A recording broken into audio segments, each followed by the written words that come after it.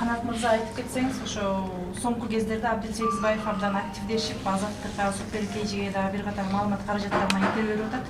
Анда болсо айтып атат, ошол чиновник 150 чиновниктин колунда Кыргызстандын байлыгы бар депчи.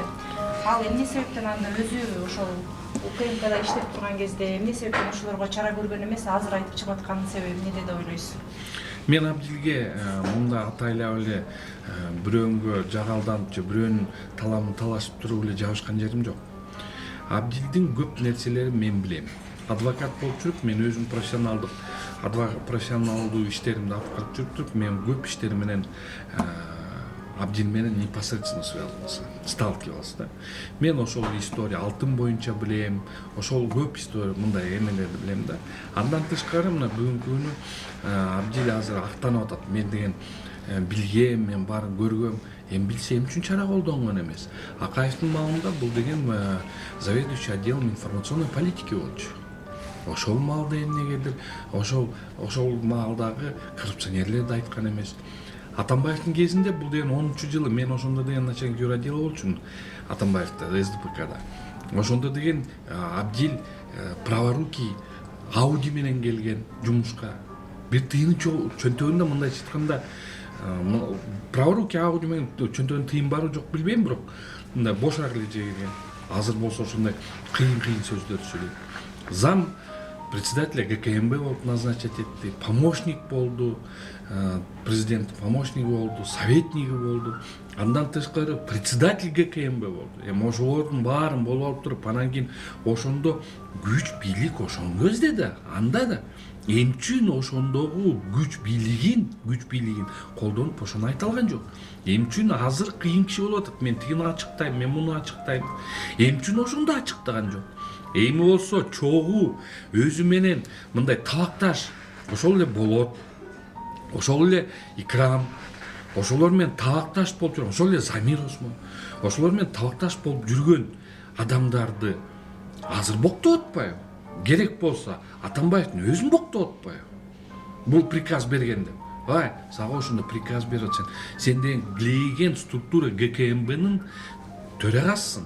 Эмне себептен сен ошону мурда айткан жок? Эмчүн бүгүнкү күнгө чейин дача суунун историясын айткан жок? Канча киши кайтыш болду? Аны эмчүн айткан жок? Эмчүн ошолорду далилдеген жок? Ал далилдерди айтыш керек да. Айтпай туруп, анан келип атып, монда кыйын, өзүн кыйын сезип, мен мындай ушу тазамын. Тазалыгын көрсөтсүн. Ошол эле 570 машина $50,000 машина айдап жүрөт. Ошону каяктан алган? Тет жерде Болот Өкө деген бир 3 этаж бир үй салышкан, сдавать этишет, сатышат ошол. Алар кайда? Алгы бийликтин ал акча кайда? Эми азыр эле бир астан туруп алып кыйын киши болуп. Ай, анан кийин мен да жиним келгени мындан болуп атат да. Көп нерселерди мына ошол эле Матраимовдо болобу, ошол эле тетиги дача суу болобу, ошол эле контрабанда болобу, ошол эле алтын мафиясынын эмесин коррупциондук схемаларын ошолордун баарын билбейт беле. Билизгейт боюнча эмчүн унчукпайт. Эмчүн Билизгейтти барып Атамбаевга мактанат. Ал Билизгейтте жокко чыкпадыбы? Садыр Жапаровдун балдарынын ошол жакта митингде разгон кылганда ГКМБнын жанына. Ким ошонун баарын контролировать этет? Ошол вопросторду бербейби? Жооп бербейби? Эмчүн ошолорду унчукпайт? Анан келип алып эле 5 мүнөт ичинде өзүн кыйын сезбейт. Сооронбай Жээнбеков менен дагы мисалы ошол кезде деле анын кылмыш айрым аракеттери белгилүү болгон, бирок аны кылмыш жоопкерчилигине тартпаганын себеби Сооронбай Жээнбеков менен ымалалашып алган деген дагы сөздөр айтылат да, ошол чынбы? Эми мен мындайча айтканда көп достор бар, кишилер бар. Мен, например, бир кезде уккам. Тиги төрөган УКМКнын төрагалыгынан кетип бардын астында бул деген Сооронбай Жээнбековго кирип туруп, ошол жактан макулдашып чыккан. Мен кийин кайра эметем, бирок мен тийбегиле, мен көп документтерди, көп фактыларды алып келип берем, ошон үчүн мен тийбегиле деп туруп, ошондо макулдук менен кеткен. Ошону мен билем. Эми ал канчасы чын, канчасы калп, мен аны билбейт экенмин. Анан кийин ошол жана ошол Кой таш окуясында эки фронтко ойногон деп айтышат да. Эми ал Кой таш окуясында мен арасында болгон эмесмин. Эки фронтко ойногонбу же ойногон эмесмин мен билбейм. Бирок бүгүнкү айтып аткан сөздөрүнө ылайык мындай болуп атат да. Бул ошондо Кой таш маалында жүздү, анан кийин эле азыр кайра Атамбаевди боктоп. Бул кандай түшүнсө болот? Бул адамдын эки жүздүүлүгүн көрсөтүп атпайбы? Ошол фактыларды ошол кезде айтпаганыга болуптур, эми ар кандай себептер болгондур. Азыр айтып чыгып атканы мисалы кылмыш жоопкерчилигинен качуу аракетиби же болбосо шайлоо алдындагы пиар топтогу кандай деп баалайсыз? Бул мындай да, бүгүнкү күнү мен маалыматка караганда Болот Сегизбаев боюнча алтын боюнча иш козголгон мурда, контрабанда алтын боюнча иш козголгон. Бүгүнкү күнү Болоттун жан жөкөрү, жанында жүргөн помощниги азыр камакта алынып отурат. Ошонун негизинде азыр Болот Сүйүнбаев менин маалыматым боюнча, мага түшкөн маалымат боюнча бул азыр издөөдө жүрөт.